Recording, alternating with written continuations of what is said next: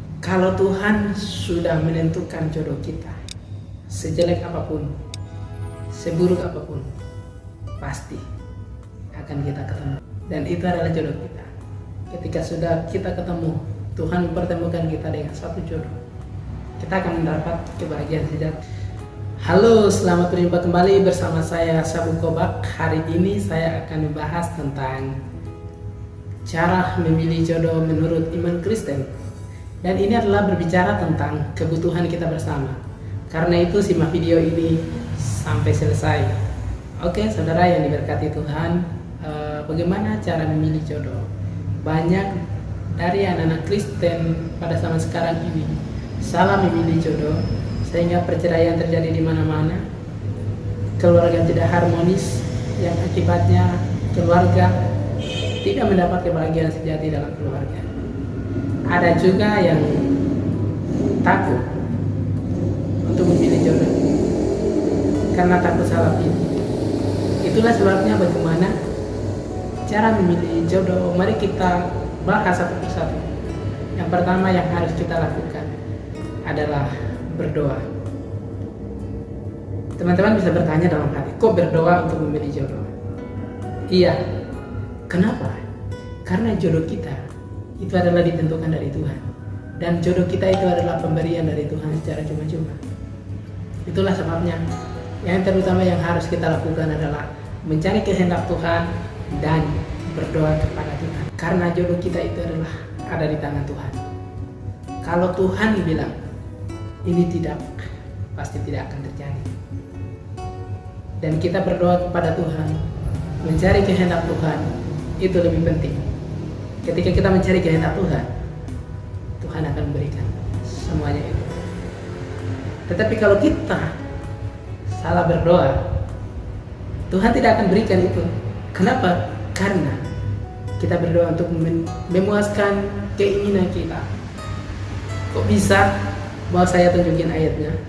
Yakobus pasal 4 ayat 3 itu dikatakan bahwa kamu berdoa juga tetapi tidak menerima apa-apa. Kenapa? Karena kamu salah berdoa. Yang kamu doakan itu untuk memuaskan hawa nafsu. Jadi teman-teman, hati-hati teman-teman laki-laki yang melihat cewek cantik, yang satu lupa, doakan untuk yang satu. Ini yang berbahaya buat kita, anak-anak muda pada zaman ini.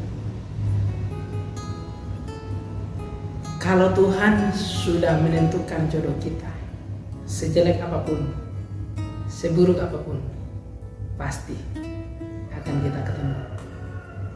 Dan itu adalah jodoh kita. Ketika sudah kita ketemu, Tuhan mempertemukan kita dengan suatu jodoh, kita akan mendapat kebahagiaan sejati. Itu yang pertama. Yang kedua, bagaimana cara kita memilih jodoh? Seiman. Kok bisa? Banyak dari teman-teman kita, walaupun tidak seiman, hidup bahagia, hidup menjalani dengan sukacita. Tetapi yang lebih penting adalah seiman. Kenapa? Paulus mengatakan dalam 2 Korintus, gelap sama terang tidak akan bersatu. Dan kita diperintahkan untuk memilih pasangan yang seiman. Kok bisa?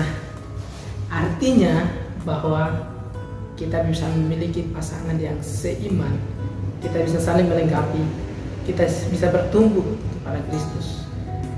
Tetapi kalau tidak seiman, kita mudah dipengaruhi oleh dunia lain, kita bisa dipengaruhi oleh pasangan kita yang tidak seiman. Nah, tetapi Paulus juga mengatakan, jika kita salah memilih pasangan, kita memilih pasangan yang tidak seiman, bukan kita yang dipengaruhi, tetapi kita yang mempengaruhi. Artinya apa? Kita yang menarik mereka untuk mengenal Yesus. Dan setiap orang Kristen dipanggil, dipilih, diselamatkan untuk menarik orang mengenal Yesus. Bukan ditarik dengan tangan, tetapi dengan cara hidup kita, dengan perbuatan kita, dengan sikap hidup kita, kita menarik mereka datang kepada Tuhan. Itu cara yang kedua. Cara yang ketiga adalah pasangan yang bisa membantu dalam pelayanan. Dan ini adalah hal yang sangat penting. Kenapa? Karena pasangan kita itu adalah bukan pembantu, tetapi penolong. Firman Tuhan mengatakan penolong bukan pembantu. Penolong itu adalah beda dengan pembantu. Kalau penolong, dia akan menolong kita dalam pelayanan kita. Dia akan bersama-sama dengan kita dalam setiap pelayanan kita. Dan juga dia juga membantu, menolong, dan melayani bersama-sama dalam setiap pelayanan kita.